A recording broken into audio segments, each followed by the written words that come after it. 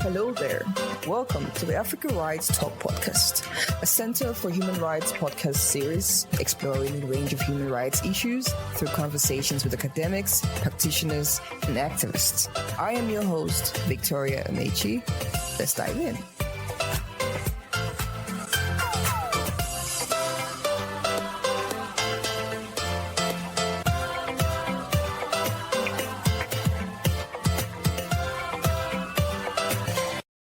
My name is Victoria. I'm with the Center for Human Rights at the University of Pretoria here in South Africa. I host conversations on the podcast that is affiliated with the Center for Human Rights, which is the Africa Rights Talk podcast. And we try to have conversations with experts in their fields, legal practitioners, and also human rights activists. And just bringing a lot of important topics and discussions to mainstream audience. So that's about me. So I think Dr. Joyce he can go. Hi everyone. I'm Joyce Wamoyi. I'm a social behavioral researcher based at the National Institute for Medical Research, which is a research institution here in Tanzania. And I've been working on issues around adolescent sexual and reproductive health risks, as well as parenting interventions in terms of how they could actually be used to prevent multiple forms of violence against children. So I'm really happy to be part of this podcast. Thanks for inviting me. Thank you for agreeing to join us. I don't know if Seán wants to go with the introduction, or I think we all kind of know you, but you can just say a few things about yourself. Yeah, great, and great to be here.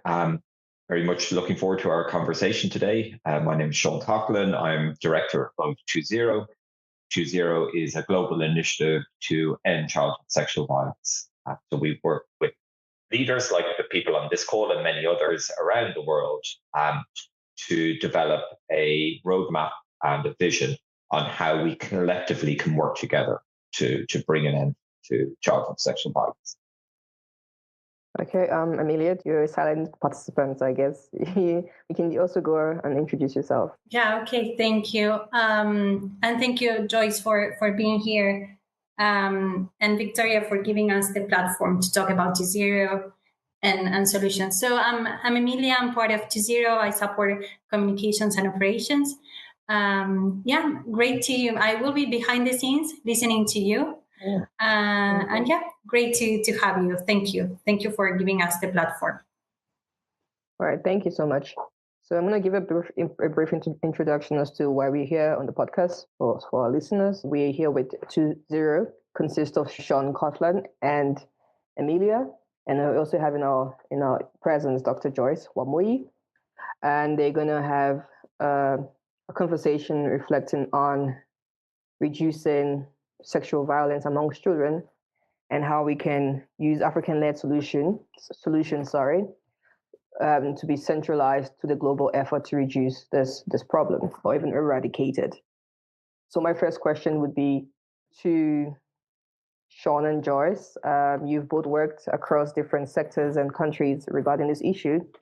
What has been your personal and professional moments where you first realized and believed that ending sexual violence is not just necessary, but possible? I think, Seán, you can go first. Great, and thanks very much, Victoria.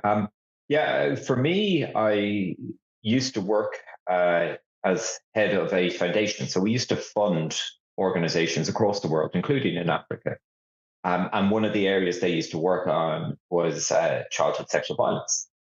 And I just saw so many really powerful leaders with so many powerful solutions working on this issue that gave me a lot of hope.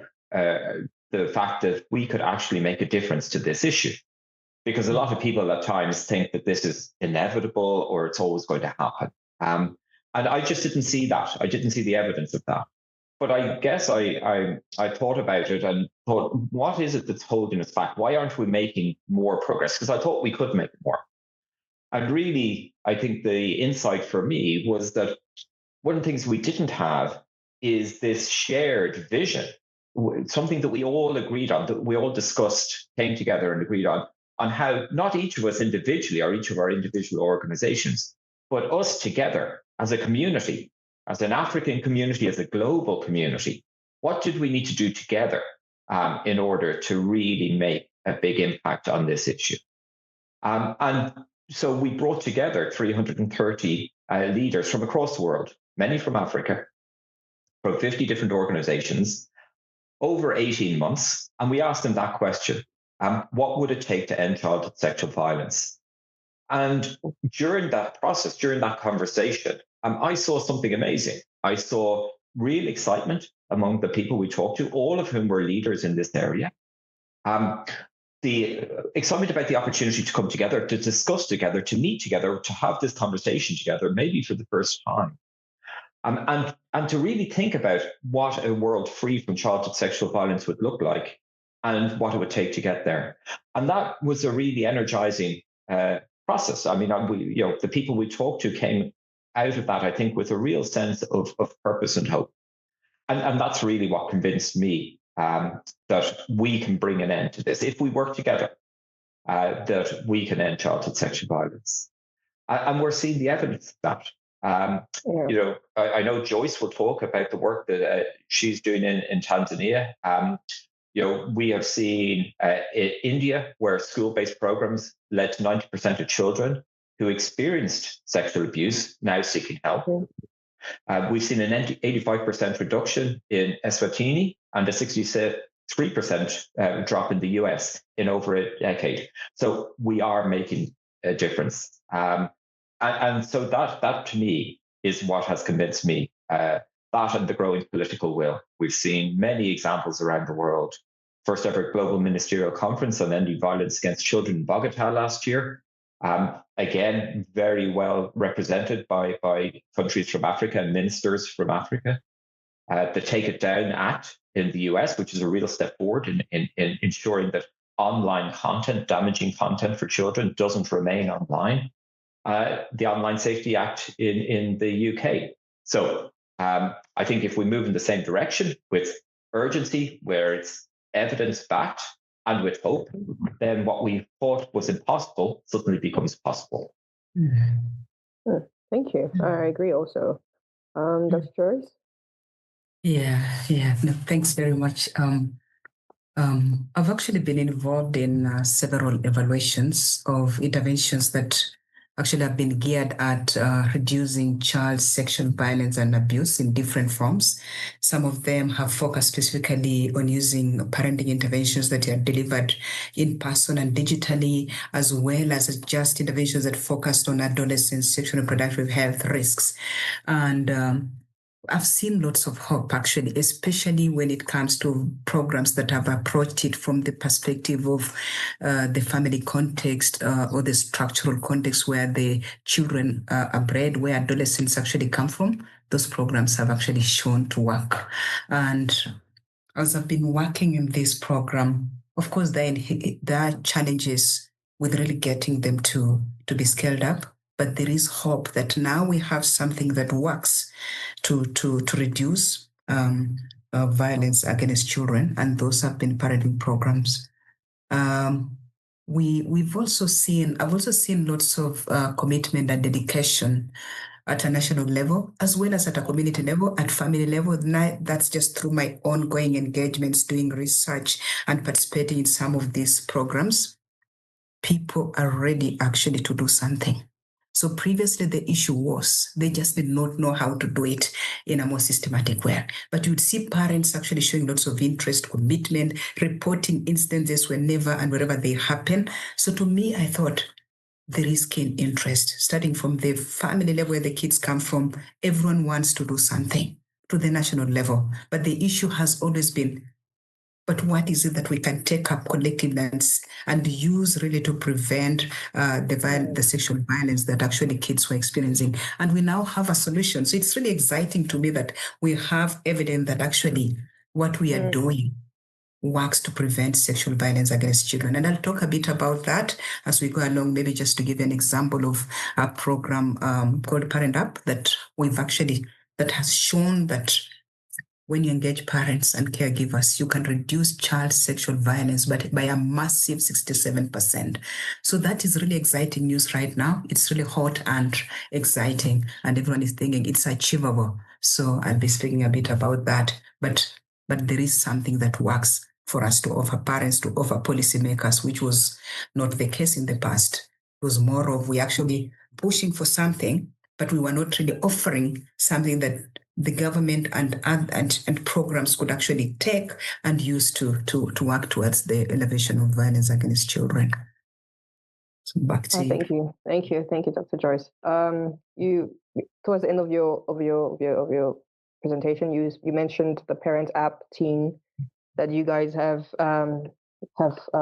developed to reduce, and also evidently has produced the results that you want, which is the reductions in the sexual violence against children. And Seán, your organization has also gathered a lot of insights basically from that other event that you guys had, where you gathered about 300 people, and we're looking for how you can better approach this issue.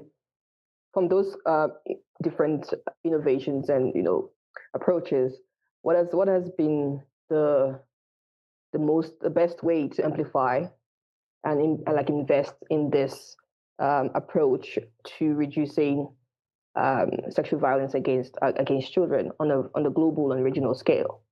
Like, what has been the best way that you've discovered after having this different insight from different people and different innovative approaches to this issue? How close have you come to a solution? Joyce, do you want me to go, or do you want to talk about that first? I'm sure you could take it first if you're happy. Sure, great. And again, thanks for the question, Victoria. The first thing I would say is that there is really powerful solutions to amplify. I think that's really important to say. People sometimes ask the question, can we tackle childhood sexual violence? Can this problem be solved? It can. We have evidence. Joyce just talked about the evidence, and I'm sure, Joyce, you'll be able to talk a bit more about ParentApp, right? We've seen solutions around the world. We've seen solutions in Africa that are really powerful, really context and culturally relevant, and that have remarkable results. And they would apply on a global level. I think actually one of the very interesting things for me around this whole conversation that we've been having within 2.0, and remember, 2.0 is really just bringing people together from around the world to talk about how we more effectively tackle this problem. One of the really interesting takeaways for me is that actually this is where the global South has so much more to give to the global North than the other way around. We are learning. I'm based in Ireland. We have a lot to learn. We've a lot to learn from these solutions. And I think that there's some really exciting, powerful, innovative ideas emerging out of Africa and other countries and continents. And really to amplify and get people to start to support and invest in these solutions, the first thing we need to do is change the conversation and understand what works. And for me, one of the key things is that we need solutions that are evidence-based. So we need to be able to build on what we know works rather than just what we think might be a good idea. 2.0 started a process by producing a report called Getting to Zero, which looked at evidence globally, what's working, what isn't, and where the gaps are. And that's something that we've now put up on our website, 2.0.org. We've launched a vision and a roadmap. Again, that's available from our website. It's called a Vision to Zero. And I'd also point out that there's a partner organization, Safe Futures Hub, which has produced an evidence review of solutions that effectively tackle childhood sexual violence, particularly focused on low and middle income countries. And so if people ask, how do we do this? The information is there. But if we want to get that to a global level, if we want to amplify those really powerful solutions, there's a couple of things we need to do. we're going to have to change the funding landscape, because we know anyone who works around childhood violence, sexual violence, anyone who works around social issues knows that funding is always short. It's very hard to get enough funding. But what I would say is, even within that context, funding to tackle sexual violence is really, really hard to get, and we need to change that dynamic. So we need to start working with funders so the funding isn't short-term and just project-based. We need to invest in long-term solutions and long-term programs. And we're working with funders and with groups of funders to try and encourage others to come into this area and to start to fund around this issue. So if we do that, if we amplify the solutions where the evidence is there that works, then we can start to see how solutions emerging out of Africa and other areas within the global south are actually applied at a global level. And I think actually that's a really exciting possibility moving forward. Yeah. Yes. Yeah, I'm just agreeing. Yeah, thank you. Yeah. Yeah, and I'm just in agreement with Seán. And just to add on that, I agree actually that clearly getting news out there that prevention of child sexual violence is possible is actually a key message that just needs to be hitting the minds of people involved in the field, but also the others who work around children, who work adolescents. They need to really just understand that fact, because it's now become a fact that it's possible to prevent violence, but also being more specific on the African region. We need to ensure that the robust evidence that is now being generated from the African region reaches all the critical stakeholders at the global, regional, and national level. Because previously the issue was, we don't have evidence that it works here. Now we have evidence that it works here.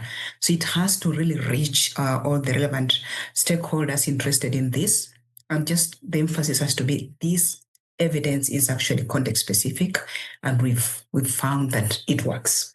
So clearly amplifying African voices should be at the forefront of the advocacy efforts for more investments in the prevention of violence, of course, against children in the setting.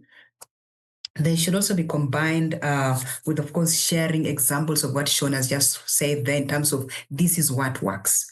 So we're not just speaking about it in theory, but we're actually presenting you solutions that have been found in the setting that works. And an example of this is the ParentApp Teens, which is, of course, a digital hybrid parenting program that has been proven to reduce multiple forms of violence. So it's really an attractive story to take out there, because you have people who are interested in sexual violence per se, and then others are interested in general, just physical violence, emotional violence. It touches on all that. It has been shown actually to be effective against all those different forms of violence, as well as IPV. So to me, this is really great news that this app-based hybrid parenting program could actually really have such an impact. And just to give you a sense of what we found that the app was actually widely acceptable by caregivers and teens. The app has had a significant impact on sexual violence, and it has reduced it by about 67%. It has reduced girls' sexual violence vulnerability by about 17%, and boys' sexual violence vulnerability by 18%. So really attractive news. But it doesn't even end there. Just clearly stating to donors and policymakers, program people, that apart from this ParentApp being effective on multiple outcomes, it's also cost effective. So people want to hear that language, but how much would it cost for us to have all these benefits? We have actually shown that the app is also cost effective if delivered in a manner that we delivered it, with minimal in-person contact. We found that the app will only need $6 to deliver per family to deliver the program to multiple families. So this is really a cost-effective way of looking at it. So it's cheap, it works, and it works on multiple things, multiple forms of violence. So in summary, I think parents actually are a powerful and effective political force that should be resourced and used actually to demand change.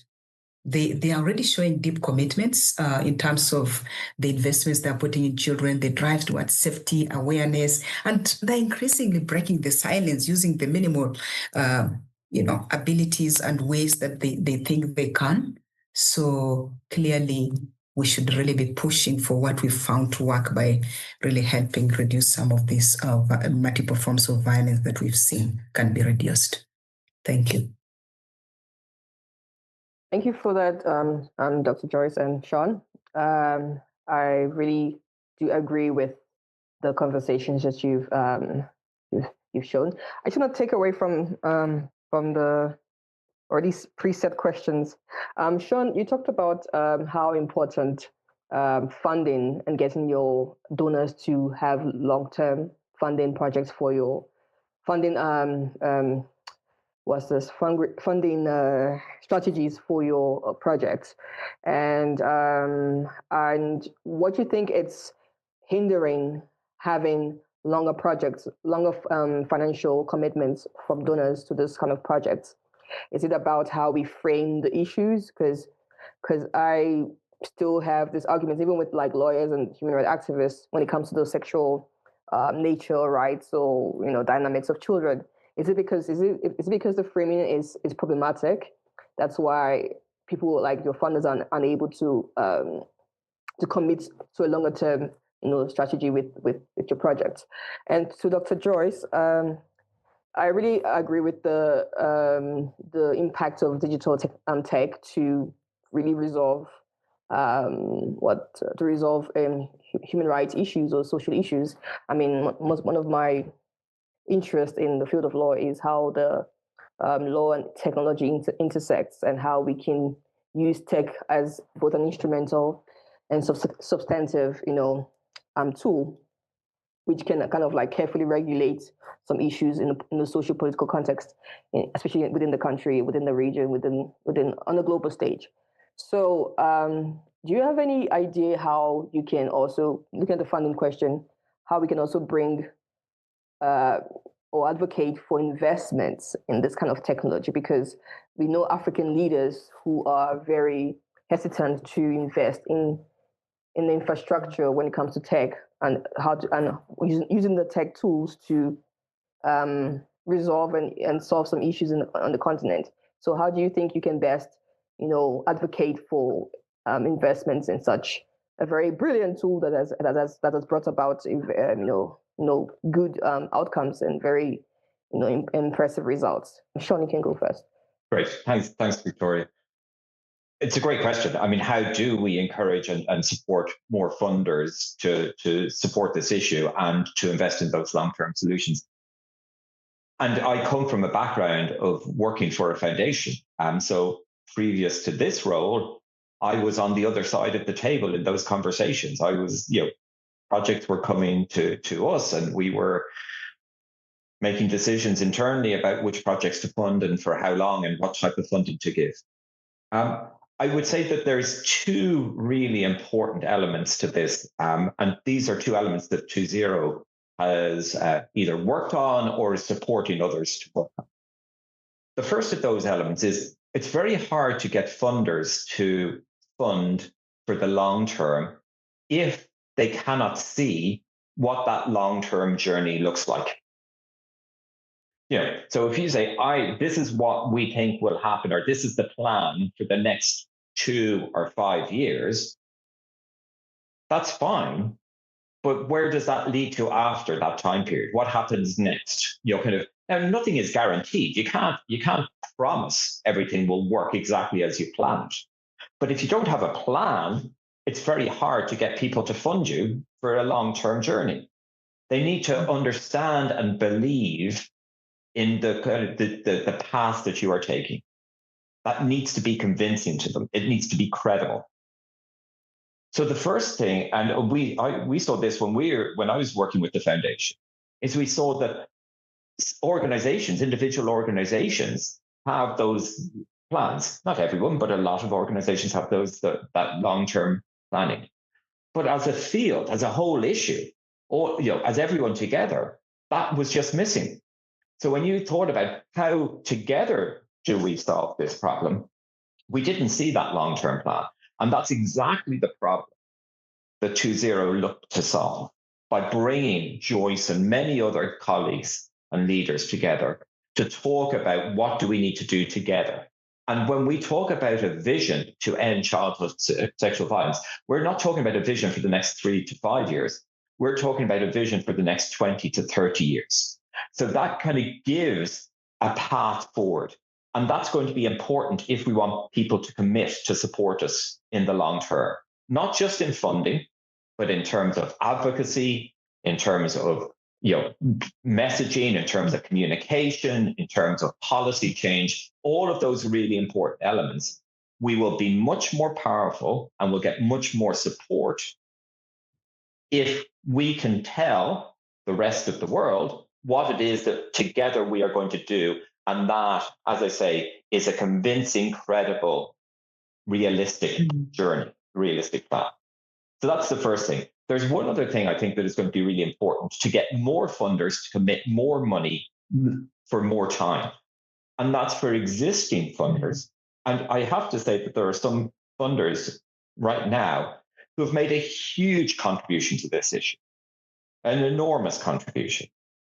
Yeah, people like Oak Foundation, Phillips Foundation in the US, the Indigo Trust in the UK, World Childhood Foundation. Many, many organizations who have made a real contribution. They understand, firstly, that this is an issue that needs to be solved, needs to be tackled, and they are prepared to invest long-term in solutions to solve this issue. One of the best ways you can get more people to follow them is for them to talk about their experience and their journey. There's something very powerful, not about me or Joyce or you, Victoria, telling funders what a difference they can make. There's something very powerful about funders telling other funders. So it's a peer-to-peer conversation, telling them about why they invest in this area, what difference they can make, and how they can, how they will be able to support and take the journey with other new funders who want to also start to provide support around this issue. So that kind of funders encouraging other funders who care about this issue, encouraging and supporting other funders to also start to fund in this space is incredibly powerful. Now, that's not something I can do, or that's something Zero can do. That's for funders to do. But we can support them, those funders who want to have those conversations with other foundations and trusts and high net worth individuals. So we could provide that support, and we provide this long-term vision. And I think those are the two critical things that will help unlock significantly more funding over the longer term for all of us, for all of the people working around this issue. Thank you. Thank you for that. I that was a very beautiful response. Joyce?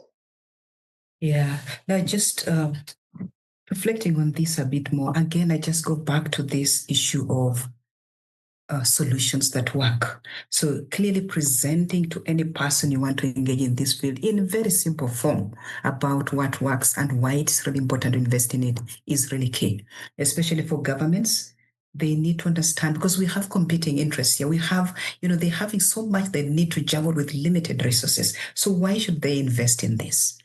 So I think presenting the evidence in clear, digestible formats to policymakers would really actually make a difference, but also having them on board from the start when we start thinking about these subject matters in terms of evidence generation, in terms of testing out the different interventions that actually work to prevent child sexual violence, I think is really key, so that they're actually on the forefront to push for this when they're seated within that parliament and doing budgeting and thinking about how they could use the limited resources. It should be something that is in their blood, something that they've really digested and they've been part of it. They have seen it generated, they've seen it work, and they actually can go and tell the story rather than researchers sitting in that forum and parliament to advocate for this. So we're increasingly seeing a difference when you work with the government, when you work with policymakers to generate this evidence and to use it. And I think that's something that should actually be really emphasized, but also looking into this a bit more, this capacity strengthening. Sometimes we assume that people who are seated in positions of power, especially at government level or country levels, understand this subject matter. So these might be people who can't actually relate with what we're trying to say easily. They might be people who don't understand technology. For example, we're moving now into digital approaches in the prevention of child sexual violence. Yeah. They just might not understand how technology would work in that way. And we have seen that in ParentApp, we've engaged policymakers and we've highlighted areas where they might be actually struggling as we move forward. Because when you talk about scaling up this, they have to understand very well how digital interventions work. And we've learned that we have to strengthen government structures so that they can be able to sort of scale up digital parenting interventions in the country. So clearly, even just going to the level of the people you're trying to talk to understand what is it that they understand, what is it that they can engage with comfortably. I think I found that has been very powerful. But also, of course, engaging funders. Seán has talked about it in great detail. It's really key that the ones communicating with each other. We know their funds and resources sometimes might not last forever. They don't last forever. And that's why they just fund periods of time. And if governments don't take up this, then the problem is just likely to go back to the drawing board, because the longest programs we've found are those that are so-called sort of structural drivers of risk. Those are the longest ones I've seen in this setting. But a few individual little ones are usually very short programs, maximum 3 years. So after 3 years, what happens? You need to have people on board who have really bought in this thing, and they can sit down and advocate with government that let's set aside some resources and funds to really strengthen child protection system. Let's take up some of these cheap evidence-based programs and deliver them to scale. So I think that is really important. But also another thing that I wanted to flag is when we look at a program like ParentApp for Teens that we did research on in Tanzania, just taking the multiple benefits and presenting it out there, I think it's a really powerful and attractive way of getting resources and governments to commit to this, because usually they say, oh, but that's just one little thing. We have so many competing interests. We have to be talking about child vaccination. We have to be talking about maternal health. So just even within the health sector, they have them many other competing things that are priority. They have to be talking about prevention of malaria. So, and then you are coming in and trying to say, oh, could you focus on this? So I think really just taking the multiple benefits that some of these interventions have actually shown, like the ParentApp, is really a powerful case for governments to invest in, and also donors. That actually, if we did this one thing, we can actually improve child attendance in school. We can actually improve educational outcomes. We can improve health outcomes. So really just taking the message to the different donors, to the different stakeholders in terms of what they can buy in. But the bottom line, the story is the same, I think would be very powerful. Victoria, just to finish off on that, I firstly just agree with everything Joyce has said. I think, it's so important to be able to kind of engage donors, and just for people who may be interested, I gave a couple of examples of some donors who invest in this space. Of course, there's many, many more. I just wanted to say that, not least people like Portica's Carlson Family Foundation, Siegel Family Foundation, which has a particular focus on Africa. But for anyone who is interested, on our website, the 20 website, we actually have a fundraising guide. And that does list many of the funders who do invest in childhood sexual violence. So just for any of the listeners out there, if you are interested in who is active in this space from a donor community, as well as some of the examples I've given, please feel free to visit the website and have a look at that fundraising guide. All right. Thank you. Yeah, beautiful reflections. I think you may have touched on this in your previously, but so what you think are the biggest societal norms or systems within the continent, within a global view, that's holding this reduction from having like an overall real progress, and how can we shift these issues or this hurdles while centering the voices of survivors of violence? Sure, great. Thanks, Victoria. I think the first social norm that we need to change, and the first barrier really around making the shift that we need to make, is this idea that this is inevitable. That the sexual abuse and exploitation of children will always happen. I do not accept that. Let me repeat, I do not accept that. And I don't think any one of us should accept that. We need to change that perception. We need to, and it isn't just because we say it isn't just we want the world to be that way. It's because we have evidence-backed solutions, ParentApp and many, many more that show, Joyce talked about the reductions in sexual violence as a result of ParentApp and the really cost-effective nature of some of these interventions. So we know this is solvable. We know it, okay? And we've got the evidence to back it. So that's the first thing that we need to change. That's the first barrier we need to overcome. The second, I think, barrier for me is this idea that it happens in elsewhere. It's something that doesn't happen in our community, in our family, kind of our broader family circle. It happens elsewhere. This is a problem that impacts every single one of us. Just to give your listeners an idea of where we are at the moment, and I don't say this, in a way to sort of suggest that this is a problem we can't solve. It's just our starting point. But our starting point right now is that around the world, 1 in 5 girls and 1 in 7 boys experience sexual violence before the age of 18. That's just the reality. That means it impacts every single one of us and every single one of our communities. But as I say, we know we can solve this.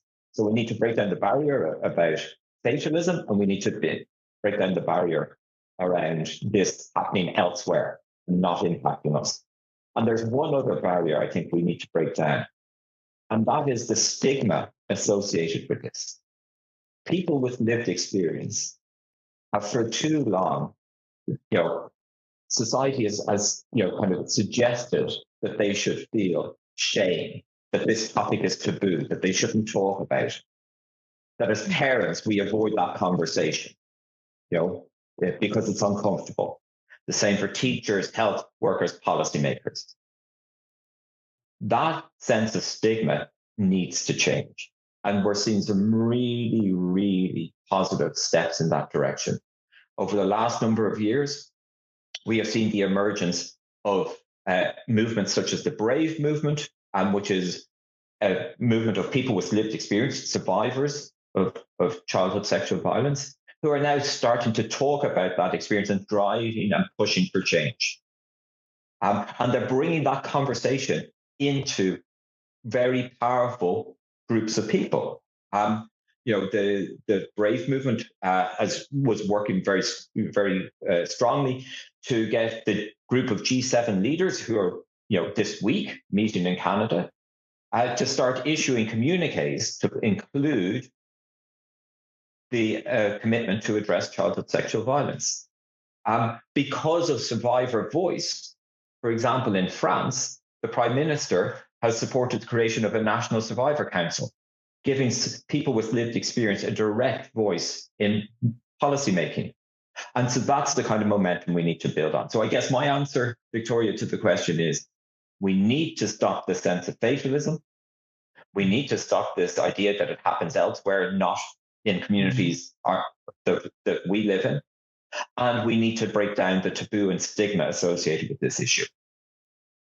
We are making progress on all 3 of those. And that is where the social norm change is going to come. And that's how we move forward more effectively. Thank you. 100%. Thank you. 100%. That was my issue with the that was my contention with the issue. But yeah, thank you for that reflection. Joyce? Yeah. So yeah, just to add on what Seán has said, first of all, I have to, of course, just agree with him more and more that actually progress is already being made towards addressing harmful social norms that actually perpetuate sexual violence. But of course, we all agree that much still needs to be done, in particular to address gender-based inequalities. Those are a key thing. That's what pushes girls, especially adolescents, to vulnerabilities that actually we are seeing. The abuse that we can see them engaging in relationships or sexual encounters with older men.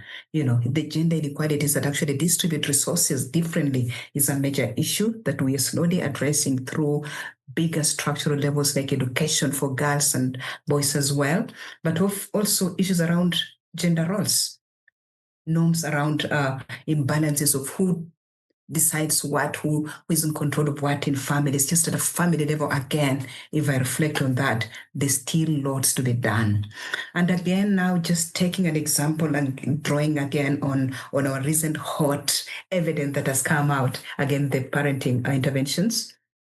We've seen that actually parenting and caregiver engagement is really key, and efforts have been made to make these programs sort of have a gender transformative component, because the programs have always, we've had an issue that seems to reflect the differences that we see in terms of who is supposed to be taking care of the children, who is supposed to be responsible for checking and seeing whether there's any violence that's happening with the children outside the household and within.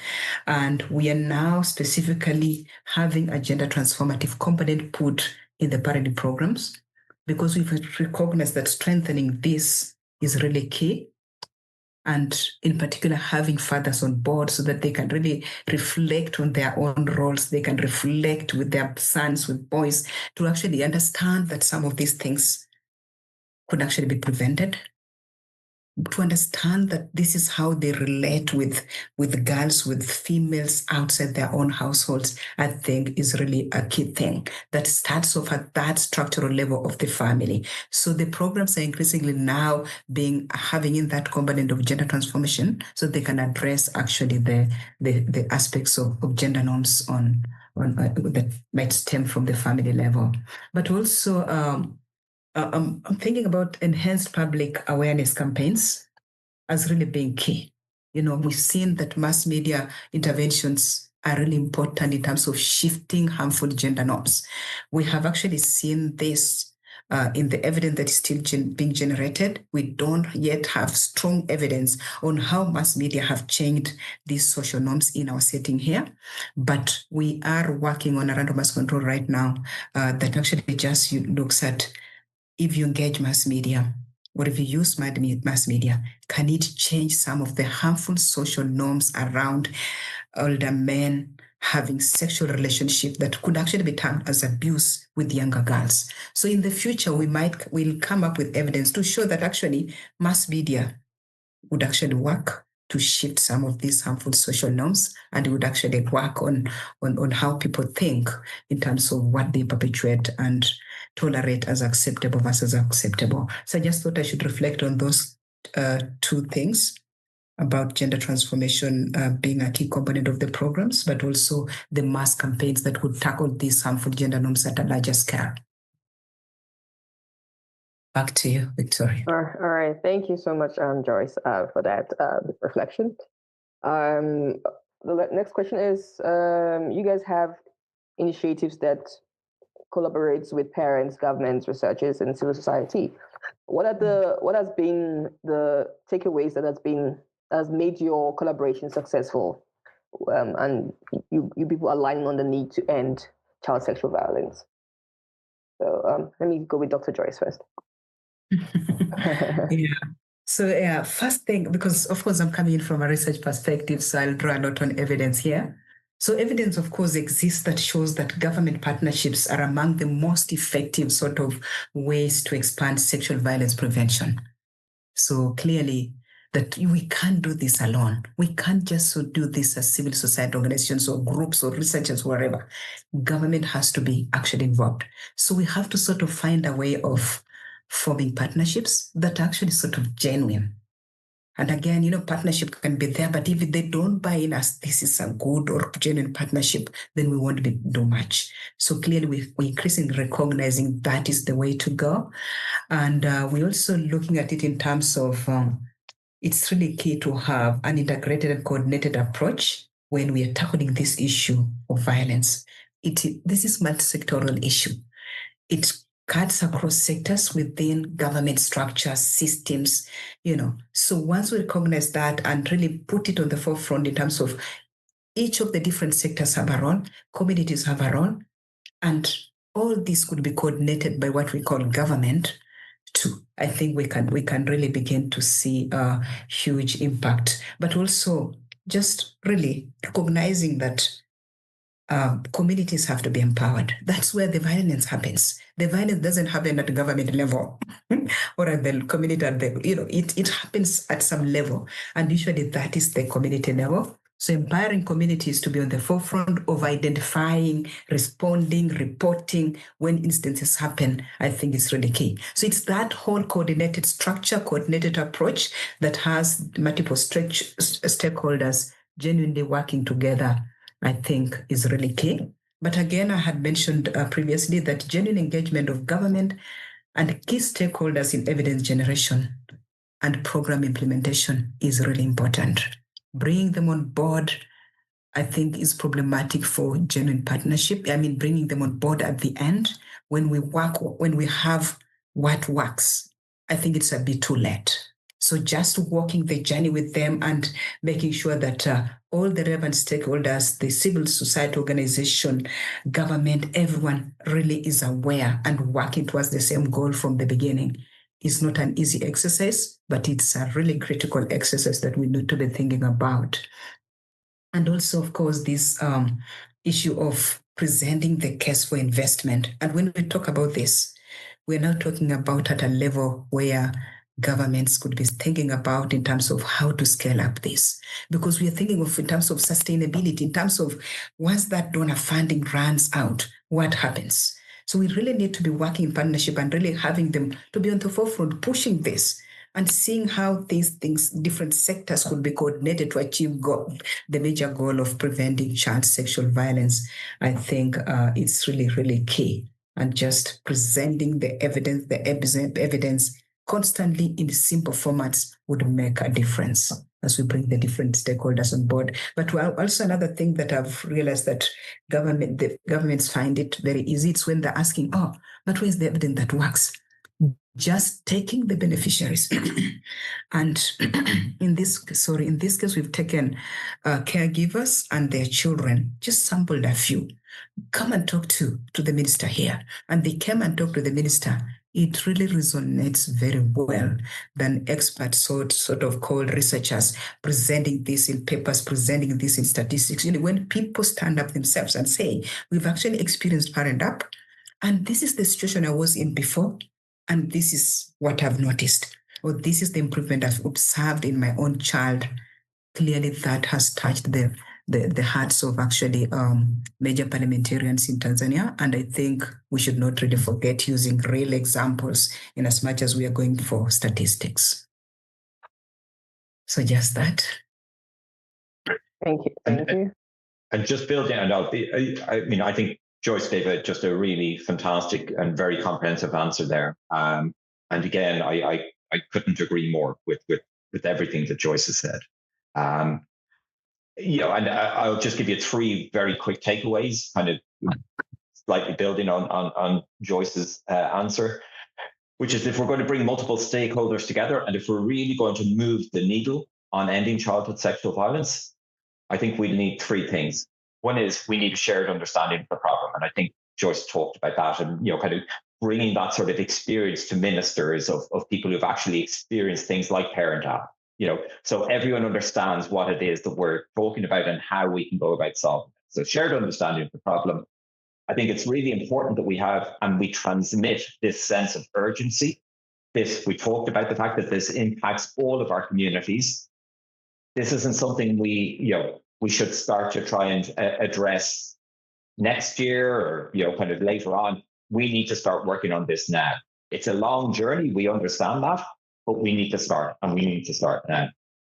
And the third kind of key for me in terms of really moving together with other stakeholders is this shared belief that this is solvable. And Joyce talked very powerfully about evidence and how we can build on an evidence base. So shared understanding, sense of urgency, and a belief in the future and that this is a solvable problem.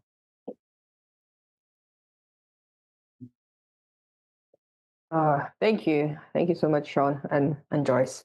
So you've ended this conversation with just 3 takeaways. I think are very important, and I'm pretty sure this is what is the foundation for your advocacy, and the need for everyone to be aware of this issue, because you're working on a research and evidence-based conversations and reports and engagements.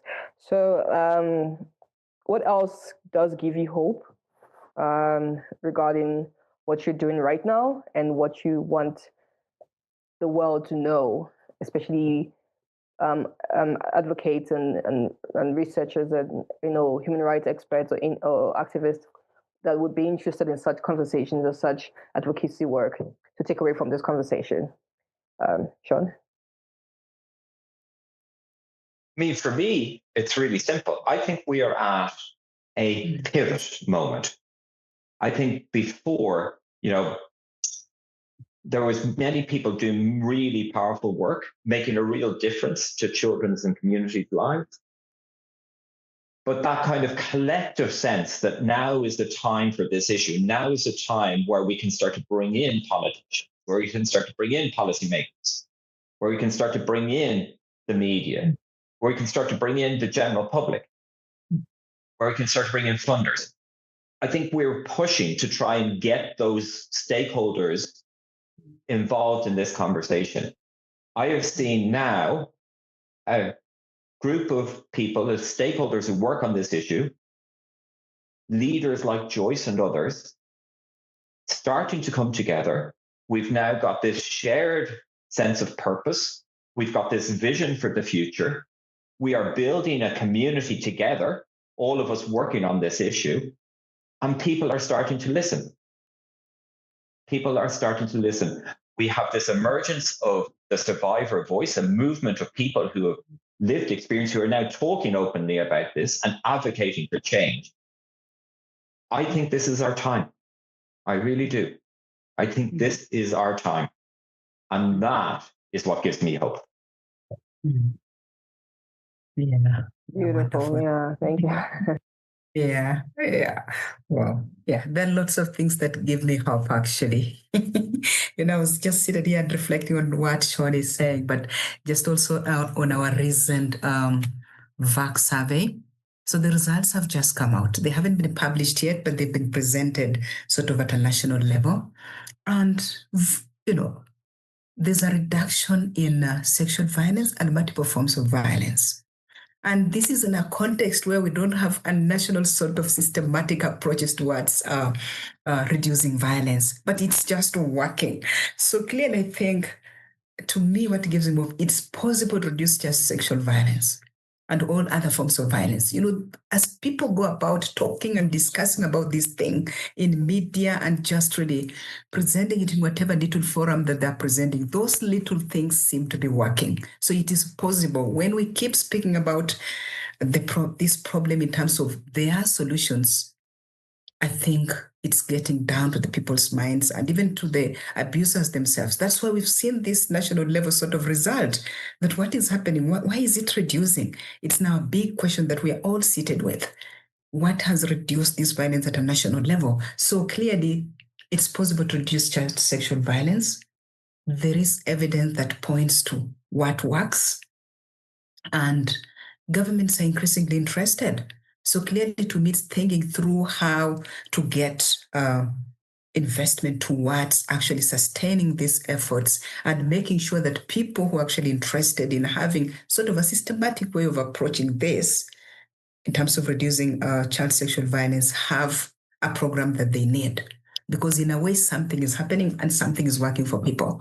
So it might be through media campaigns, what government policies, wherever, say, and just throw it around as part of their daily lives. It is working in a way. It is. But what also gives me hope is that, parents are interested. Again, if I go back to the level of a parenting perspective, a family perspective where things start off from, they are interested to talk about violence, about children, about sexual violence in particular. They just did not know how, but they are interested. So we are starting off from a level where almost everyone is interested, everyone is touched. even a perpetrator themselves are touched because they're part of a family. So this is really something that is giving me hope that every person sort of seems to be reflecting on themselves and reflecting on the solution. And we think there is a way out. We have seen it work, and we just have to sort of push for it to be scaled up to reach each and every person who needs what works. Thank you. I will say the very last thing that gives me hope is I get to work every day with truly amazing and inspirational leaders like Joyce. And if ever there was something that is going to give you hope, it's working with people like her. Oh, thanks, Sean. Yeah, I could also tell from the impassioned reflections, like it's more of a personal fight, I guess. So and it's very easy to get on a personal fight with someone if that's like their purpose. There is a purpose for something. So thank you for that. I think we've come to the end of this dialogue, this conversation. And I don't know if there's one last thing, on your mind bothering you need to come out and say it before we close this conversation. Just to say thank you, Victoria, for this opportunity. This is such an important issue. It is, been in the shadows for too long. It is people like you who are bringing this issue out of the shadows into the light. And that is such an important thing to do. So we have, deeply appreciate what you are doing in this podcast and all that you do. And my last thing, my takeaway is we can solve this. We can solve this. Thank you. Yeah. Thanks, Victoria, as well. Just to echo Sean, thanks for the opportunity. It's really great to see you engage with this really important issue. And my just last word to us in this is that let's keep going. Let's keep doing whatever little thing that we are doing. It counts. It counts, so no, people shouldn't give up. They shouldn't wait for the big evidence, for the big funding, but let's just keep the fight going using our whatever resources that we can lay on our hands to. If it's communication through media, sending that word that could actually save a life, let's just do that. All right. Thank you. Thank you so much. You have just listened to the Africa Rights Talk podcast. I hope you've enjoyed this episode. Do not forget to subscribe to our YouTube channels, social media platforms such as Twitter and Instagram. Thank you for listening.